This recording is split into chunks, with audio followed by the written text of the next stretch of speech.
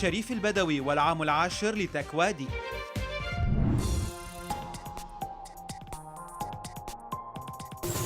We decided to do something a little bit different this year, and growing on the experience that we've had in previous years, mixing more sectors, more combination of bridging between the region and the US. And of course, it's our 10-year anniversary, so we wanted to make it a big festival for everyone that's coming. I think we succeeded last night with the gala dinner and our first time to do awards. We had never done awards before. We hear a lot from the region that they may have regional awards, but there's something different about getting recognition here from peers in the US. And I think we'll try to continue to do that. So it's going to be yearly awards? Yeah, we hope so, yeah. With the same categories? We'll start with those, and if we get feedback or feel like we need to refine something, we may do that, or maybe add some more if the team can handle it. Yeah, you had 7 categories, right? We did. We had 7 categories. We had Entrepreneur of the Year, CEO of the Year, Startup of the Year, Ecosystem Player of the Year, Mentor of the Year, VC of the Year, and Lifetime Achievement Award. Today's conference, something that I personally and the team were very, very excited about. I mean, we had over 50 speakers. The champions and change makers from the region and from here. Some of the giants this morning gave their keynotes, like Fadi Ghandour and Dave McClure, Meher Hakim. I mean, there's no room where you can get all these people in the same place and have this kind of an audience listen to them. And then we had a series of really special TED Talk style talks from young budding entrepreneurs, and in topics that you wouldn't normally think of you're going to hear at a conference like this. Like we had the founder of a Yemeni coffee company called Port of Mocha, Mokhtar, to tell the story about how he went into Yemen and was teaching farmers, and then how he had to escape out when there was a war, and that original coffee that he got from Yemen, that he trained the farmers to grow, it scored the highest on the charts among the coffee community here in the US. So stories like that, I mean, I think are inspiring. They're fascinating in their own right. The entrepreneurs are really an example, I think, to the whole community here on what can be achieved and what we should be looking to do. And the audience was diverse from different parts of the world. Yes. From different sectors and ages and Absolutely. We had generations. We had 3 generations of Tekwadi's leadership here. We had the original founders. We had the middle sort of team and board that was here, all the way through Dr. Osama's period of running the organization, to the new team that's here today, with the new board and everything. So that was nice to see that progression and the longevity of the actual organization, and to commemorate that because it's our anniversary. And then the audience, diverse audience from those, in the older, sort of more senior folks who were trying to understand what their kids are talking about at home, to young students. I mean, we had maybe 10-15% of the attendees were students. Probably another 10 or 15% were investors, venture capitalists and angels, both from here and in the region. And then probably the rest were operators and entrepreneurs. It was the bulk of people. And what's interesting, I met several people. They come by themselves, they know nobody. They heard about Tekwadi and they came, and they know nobody here. So this happened last year, and this year I notice it more and more. I find that to be very refreshing and amazing.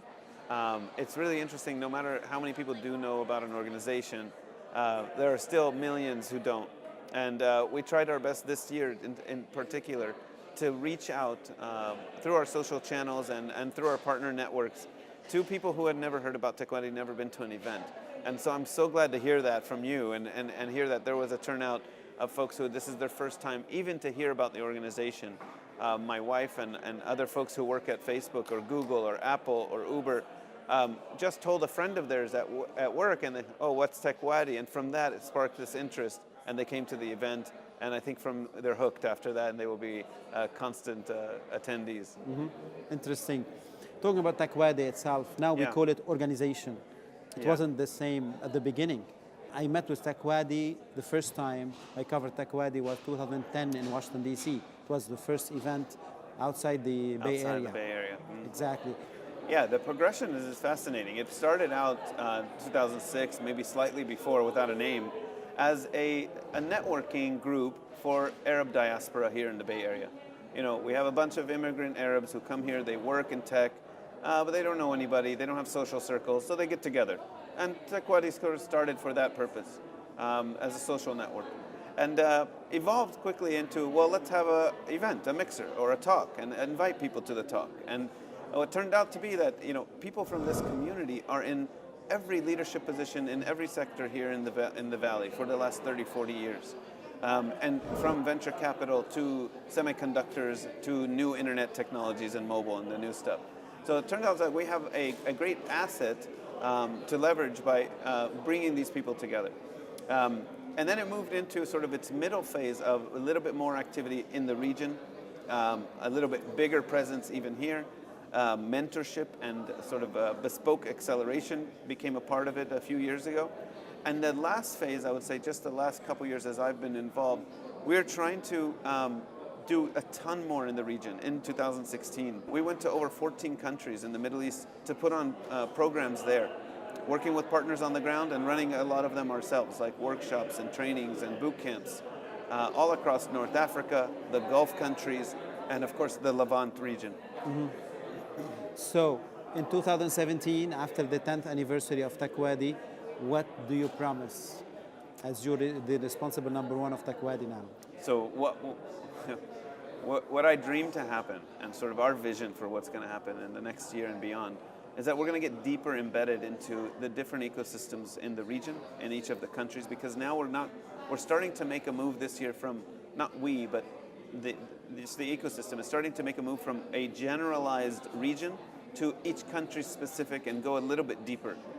Go into academia, the government, go into youth, go into refugees in some cases. So it's not just one generic brand of programming for everyone. We're starting to have different verticals or slices that we're specifically creating programs for.